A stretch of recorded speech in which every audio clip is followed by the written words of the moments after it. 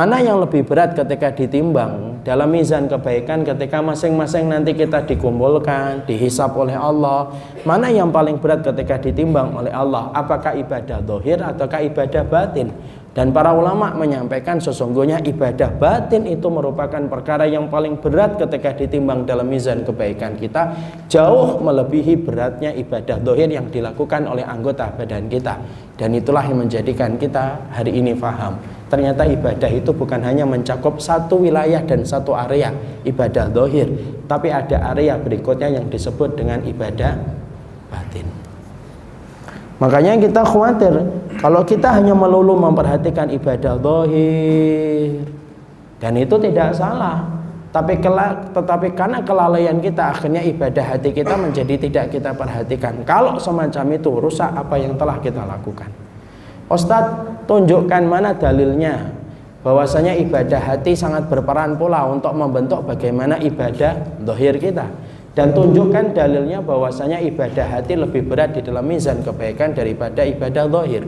Oke, saya akan tunjukkan dalilnya. Dalilnya itu adalah ketika kita mendapati Rasulullah menerangkan kepada kita, orang-orang yang pertama kali diputuskan nasibnya oleh Allah dan dijebloskan oleh Allah ke dalam neraka pertama kali. Mungkin kita akan membayangkan peminum khamr, salah. Pezina, salah.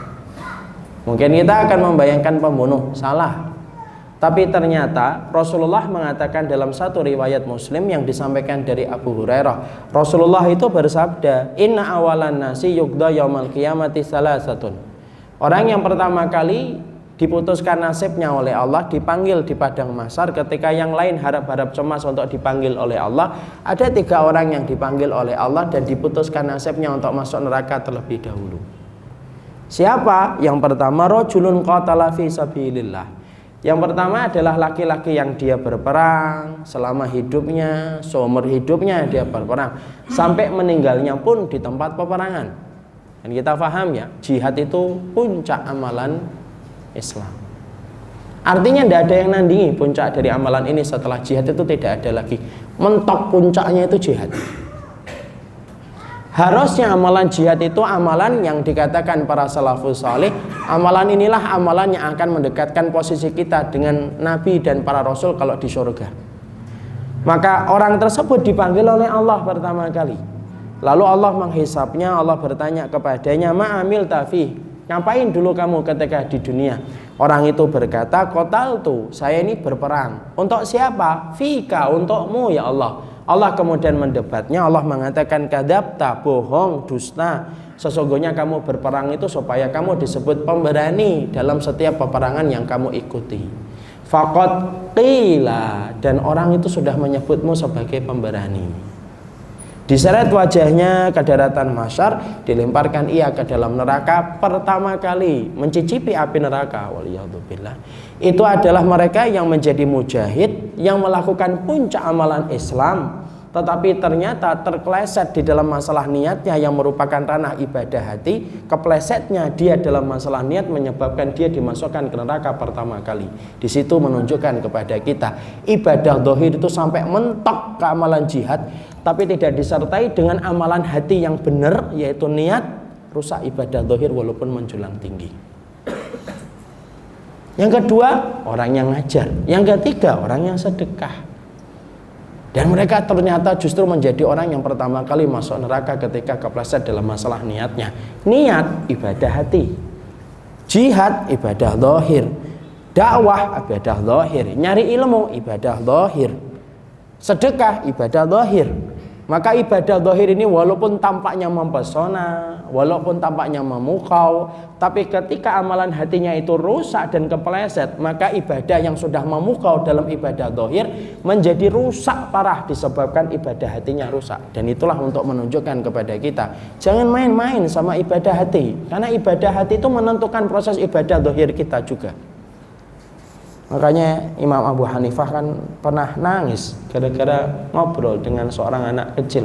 Kepleset Imam Abu Hanifah, anak kecil itu berkata, alah ndak apa-apa Imam, kamu hanya kepleset di dunia.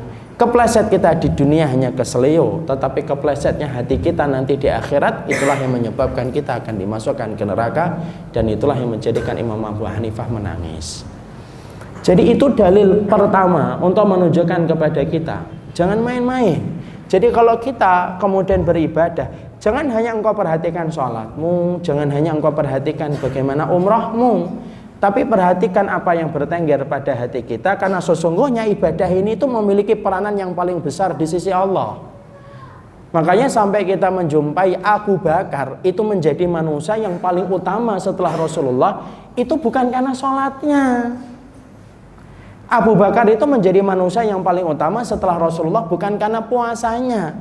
Dan Abu Bakar menjadi manusia yang paling utama setelah Rasulullah itu bukan haji dan umrahnya. Tapi Abu Bakar itu menjadi manusia yang paling utama setelah Nabi. Iya. Sampai Rasulullah SAW bersabda di dalam satu kitab, yaitu buku sirah, diterangkan kalau seluruh manusia itu ditaruh di dalam satu timbangan, lalu seluruh manusia itu ditaruh di timbangan satu sisinya, seluruh manusia di sini nih, dari ujung timur ke ujung barat, dari utara ke selatan, semua manusia dikumpulkan pada satu timbangan. Abu Bakar seorang diri ditaruh di dalam satu sisi timbangan, maka timbangan iman dan amal solehnya Abu Bakar itu lebih berat daripada seluruh manusia yang dikumpulkan. Itu Abu Bakar, Pak. Jadi kalau kita nanti dikumpulkan dari ujung timur sampai ujung barat, dari ujung utara sampai ke selatan, kemudian Abu Bakar seorang diri ditimbang pada sisi timbangan yang satunya, imannya Abu Bakar lebih berat daripada kita semuanya. Apa yang menjadikan Abu Bakar menjadi manusia yang paling utama setelah Nabi Muhammad? Salatnya? Enggak, Pak. Salatnya Abu Bakar mah lebih banyak salat kita. Rakaatnya kita itu dimulai dan dihitung oleh Allah dari semenjak kita balik kok. Kalau umur kita 63 sampai 70, maka jumlah rakaat kita jauh lebih banyak daripada jumlah rakaat yang pernah ditunaikan oleh Abu Bakar. Karena Abu Bakar itu baru masuk Islam umur 38 tahun, meninggalnya sama kayak Rasulullah 63 tahun. Yang menjadikan Abu Bakar itu menjadi manusia utama setelah Nabi bukan karena puasanya. Puasanya Abu Bakar, baca sirah, puasanya Abu Bakar hanya 11 kali, Pak, seumur hidupnya. Karena kemudian disyariatkan puasa pada tahun 2 Hijriah, maka Abu Bakar itu hanya 11 kali melaksanakan puasa. Bandingkan dengan kita, saya umurnya 39. Kalau menurut KTP, kalau menurut Samsung 27 biasanya. Kalau Oppo 31 biasanya. Saya ini kalau misalkan 39, lalu kemudian balik saya itu adalah 12 tahun, berarti saya telah diberikan kesempatan Ramadan 27 kali. Itu 2 kali lipat lebihnya daripada puasa yang pernah ditunaikan Abu Bakar. Tapi apakah kita bisa mengatakan keimanan kita lebih tinggi daripada keimanan Abu Bakar? Enggak, Pak. Sepakat kita ini, walaupun kita kemudian berkata amal kita banyak, amalmu tidak akan pernah mampu nandingi keutamaan amal Abu Bakar. Lalu apa yang menjadikan Abu Bakar menjadi manusia yang paling utama setelah Rasulullah? Perhatikan apa yang dikatakan oleh Imam Ibnu Rajab. Ma faddalallahu Abu Bakar bi salatihi wala siyamihi wala shadaqatihi walakin ma waqara fi qalbihi. Rasulullah, Allah itu menjadikan Abu Bakar menjadi manusia yang paling utama setelah Nabi Muhammad bukan karena sholatnya, bukan karena puasanya, bukan karena sedekahnya. Tapi Abu Bakar menjadi manusia yang paling utama setelah Rasulullah itu karena yang bertengger di hatinya. Ketika dia berkata dan berbuat tidak ada yang dia tuju kecuali Allah. Itu amalan hati, Pak. Jadi amalan hati itu luar biasa. Kadang-kadang kita melihat Rasulullah mengatakan dalam satu hadis yang sahih, nanti kamu akan melihat penduduk surga. Kamu menyangkanya dia penduduk surga, padahal penduduk neraka. Kok bisa? Karena amalan berarti ya rusak. Kan ada hadis itu kan. Kamu akan melihat seseorang yang kamu sangka dia penduduk surga, padahal dia penduduk neraka. Dan kamu akan melihat orang yang kamu sangka dia penduduk neraka, padahal dia penduduk surga. Kenapa? Itu dibedakan dengan amalan hati. Bukan berarti semuanya amalan hati terus kita tidak mau melakukan amalan zahir loh ya. Tidak sholat, enggak, yang penting hatinya. Enggak. Ini saya khawatir orang Pulau Gadung itu mengambil kesimpulan sepihak kadang-kadang. Sebagaimana saya diputuskan sepihak sama Instagram. Nah, sedikit cerita sedikit. Maka bukan begitu, tapi amalan hati itu berpengaruh besar pada kehidupan kita ketika beribadah kepada Allah. Makanya yang paling besar kedudukannya untuk ditimbang oleh Allah itu adalah amalan hatinya.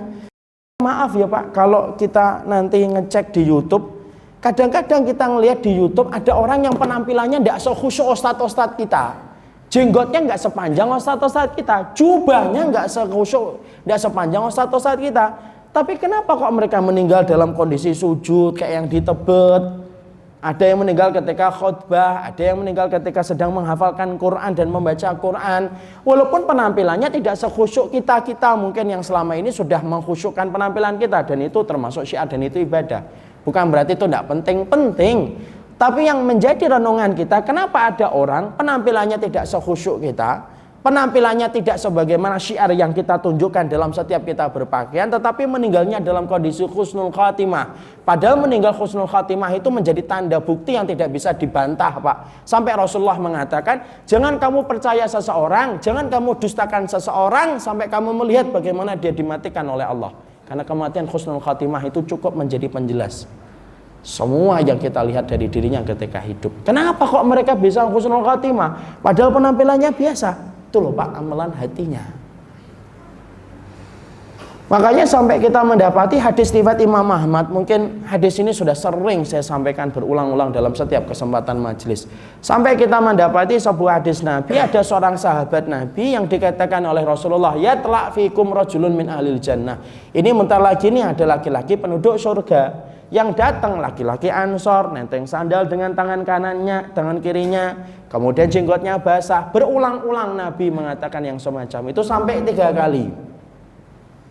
Sampai kemudian ada seorang sahabat yaitu Abdullah bin Amr bin As, putra dari Amr bin As, penasaran kenapa laki-laki Ansor ini ditunjuk oleh Nabi sebagai penduduk surga. Diulang-ulang oleh Nabi sampai 3 kali. Lalu kemudian diikuti, kemudian dia nginap di rumahnya. Ternyata kita dapatkan malamnya dia tidak tahajud, siangnya juga biasa. Loh, sampai kemudian sampai Abdullah bin Amr bin As ini bertanya, loh, keistimewaan sahabat ini itu apa? Kok sampai Nabi mengabarkan dia penduduk surga, padahal malamnya tidak tahajud. Kemudian malam yang kedua, malam yang ketiga sama 3 hari berturut-turut tidak melaksanakan tahajud. Padahal dikatakan Nabi 3 kali berturut-turut sebagai penduduk surga. Insya Allah Pak, penduduk surga tidak tahajud. Ini masih ada kesempatan yang jarang tahajud. Makanya kemudian akhirnya kita mendapati bagaimana ketika Abdullah bin Amr bin As berkata, loh, kamu itu dikabarkan oleh Nabi sebagai penduduk surga, tapi aku ketika menjumpai malammu, menjumpai siangmu, kamu itu kayak sahabat yang lainnya. Tidak ada yang istimewa dari perbuatan yang kamu lakukan.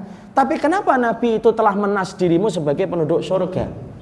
Orang itu berkata, karena hatiku tidak pernah hasad kepada orang yang beriman, tidak pernah benci sama orang yang beriman, tidak pernah ingin mendolimi orang yang beriman, dan setiap mereka mendolimi aku maafkan kesalahan mereka. Maka Abdullah bin Amr berkata, itulah amal yang menjadikan dirimu ditinggikan oleh Allah jauh daripada yang pernah dilihat oleh manusia, karena kebersihan hatinya ketika mencintai orang yang beriman. Itu amalan hati Pak, mencintai orang yang beriman itu bukan amalan zahir.